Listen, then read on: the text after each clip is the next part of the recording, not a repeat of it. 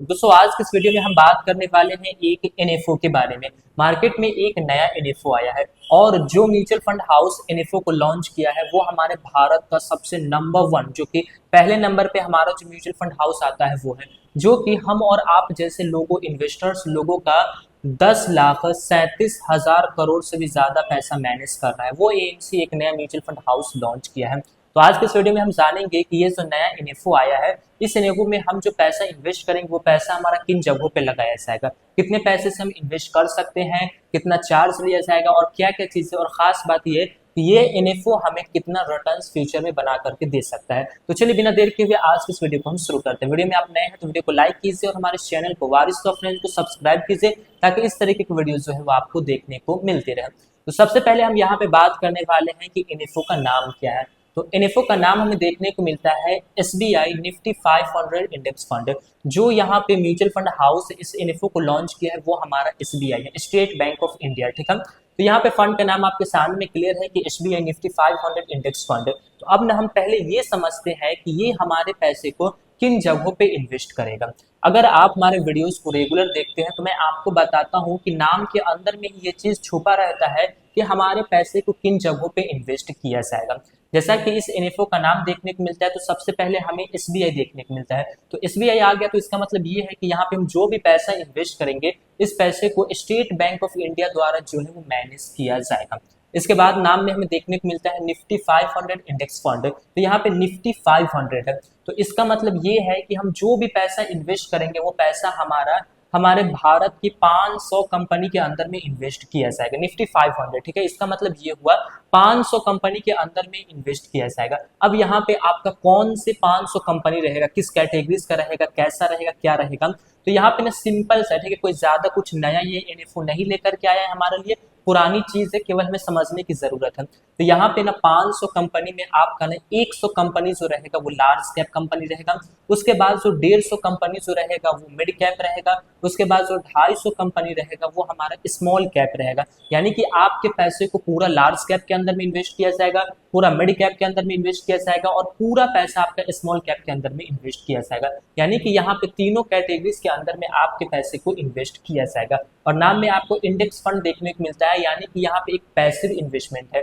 यहाँ पे एक इंडेक्स को चुना गया है जिसके अंदर में 500 कंपनी है large mid and small cap categories के, और वहां पे ही आपके पैसे को इन्वेस्ट किया जाएगा। तो आपको ये चीज क्लियर हो गया कि हमारे पैसे को किन जगह पे इन्वेस्ट किया जाएगा। अब मैं आपको बताता हूँ एनएफओ के बारे में। इस एनएफओ को जो लॉन्च किया गया है वो आज के डेट में 17 सितंबर 2024 को लॉन्च किया गया है। और इस एनएफओ में आप ज्यादा दिन तक निवेश नहीं कर पाएंगे, क्योंकि यहाँ पे जो डेट हमें एंड डेट देखने को मिलता है वो है 24 सितंबर 2024। यानी कि 17 तारीख से लेकर के आपके पास जो टाइम है वो 24 सितंबर तक की टाइम है कि आप इस एनएफओ रहते भर में अपने पैसे को इन्वेस्ट करें।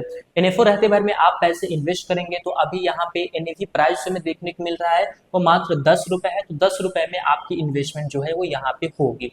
तो ये चीज हो गया, आपके पास कम समय है, क्योंकि स्टेट बैंक ऑफ इंडिया जब भी कोई नया एनएफओ लॉन्च करता है तो वो बहुत ही हमें कम समय देता है, तो वो चीज यहाँ पे भी आपको देखने को मिलता है।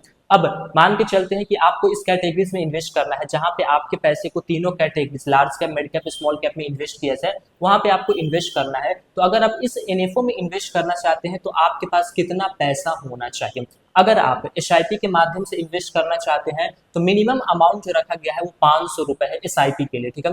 और वही अगर आप लमसम के थ्रू आप अपने पैसे को इन्वेस्ट करना चाहते हैं तो आपके पास कम से कम 5,000 रुपए होना चाहिए। ये चीज एसबीआई के जितने भी म्यूचुअल फंड है उन सभी के लिए फिक्स रहता है इन्वेस्टमेंट अमाउंट, ठीक है, 500 एसआईपी और 5,000 रुपए लमसम, ठीक है। ज्यादातर अधिकतर जो फंड है 99% ऑफ फंड कह सकते हैं वहां पे यही रूल आपको देखने को मिलता है।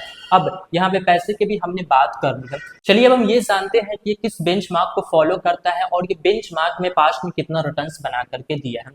तो ये जो एनएफओ है जिस बेंचमार्क को फॉलो करता है वो नाम के अंदर में ही है, ठीक है। बेंचमार्क का नाम हम देखने को मिलता है निफ्टी 500 टीआरआई, ठीक है। जो बेंचमार्क पिछले एक साल में लोगों को 37% का रिटर्न्स बना करके दिया है। एक साल अगर हम पास्ट की बात करें तो एक साल में 37% का रिटर्न्स बना करके दिया है। वही अगर हम 3 साल का रिटर्न्स की बात करें तो ये जो बेंचमार्क है ये लोगों को 17% का रिटर्न्स बना करके दिया है। और वही 5 साल रिटर्न्स की अगर हम बात करें तो 5 साल में ये जो कैटेगरीज है 500 की, ये हमें 22% का रिटर्न्स बना करके दिया है।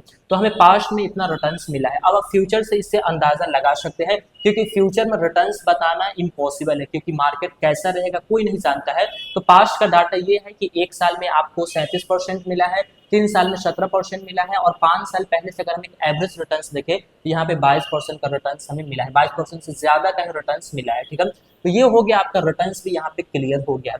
अब ना हम यहाँ पे फीस की बात करते हैं कि यहाँ पे इस फंड के अंदर में हमसे क्या चार्जेस लिए जाएंगे। तो पहला चार्ज जो है वो है एक एक्सपेंस रेशियो। ठीक है, तो फंड जब इनेफो आता है तो उसमें हमें एक्सपेंस रेशियो नहीं बताया जाता है, लेकिन मैं अपने हर एक वीडियोस में आपको एक्सपेंस रेशियो एक आंकड़ा बताता हूँ कि इतना तक आपसे लिया जाएगा। तो यहाँ पे आप मान के चल सकते हैं कि आपको ना 0.25% के आसपास आपसे एक्सपेंस रेशियो जो है वो लिया जाएगा। ठीक है, 0.25%। इतना कम इसलिए क्योंकि यहाँ पे फंड मैनेजर को कोई मेहनत है ही नहीं। ठीक है, बिल्कुल ना के बराबर मेहनत है। वो पैसा को उठाएगा और यहाँ से लेकर के यहाँ पे एक इंडेक्स है जहाँ पे 500 कंपनी है, वहां पे वो लगा देगा, जिस वजह से एक्सपेंस रेशियो बहुत ही कम है। 0.25% के आसपास आपसे एक्सपेंस रेशियो लिया जा सकता है। ठीक है, अब यहाँ पे एक बच जाता है हमारा एग्जिट लोड। एग्जिट लोड जानने के बाद मैं एक आपको फंड भी बताने वाला हूँ जो कि इसी कैटेगरीज का फंड है। ठीक है, तो एग्जिट लोड का मतलब ये होता है कि मान लीजिए आपने पैसे को इन्वेस्ट किया, एनएफओ रहते भर में इन्वेस्ट कीजिए, या फिर क्लोज होने के बाद जब फिर से ये हमेशा के लिए फंड आएगा तब आप इन्वेस्ट कीजिए।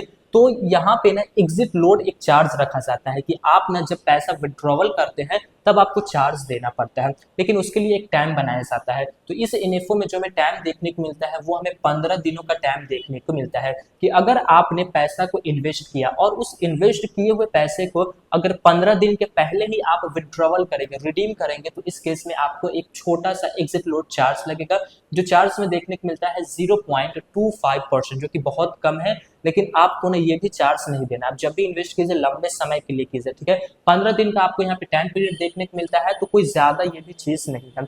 तो अब तक आपको ना फंड के बारे में पूरी चीज मालूम हो गई होगी, फंड कैसा है, कहाँ पे पैसे लगाए जाएंगे, कितना रिटर्न हम एक्सपेक्ट कर सकते हैं, और क्या क्या चीजें, सारी चीज आपको मालूम हो गया है।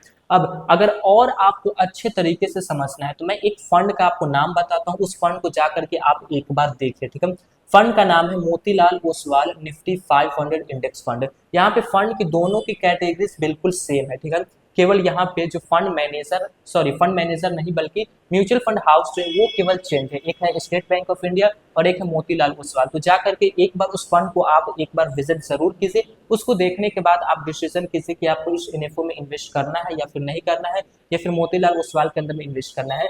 मैंने यहाँ पे आपके लिए सारी डिटेल्स बता दी है। मैं आशा करता हूँ कि आपको ये जानकारी काफी पसंद आएगी। दोस्तों, जानकारी पसंद आई वीडियो को लाइक कीजिए और हमारे इस चैनल को वारिस ऑफ फ्रेंड्स को सब्सक्राइब कीजिए, ताकि इस तरीके की वीडियो जो है वो आपको मिलती रहे। फिर मिलेंगे दोस्तों एक नए वीडियो में, तब तक के लिए जय हिंद, जय भारत।